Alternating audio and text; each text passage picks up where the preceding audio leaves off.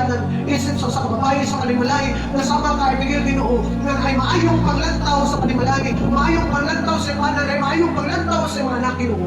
Usa ka ehemplo Ginoo manimtak na nga matapos sa Lord makalakaw, makakindog, makadahutay, makapadayon Ginoo sa taas na imong gibuhat diha kanila. Ang ilang una-una, ang ilang mga anak makaalalay, makaliya sila sa dalan nga gusto nimong pagalakwan. Lord, ikaw maghatag kong kasing-kasing nila sa kalikon, sa pagsulay sa ilang kinabuhi Ginoo.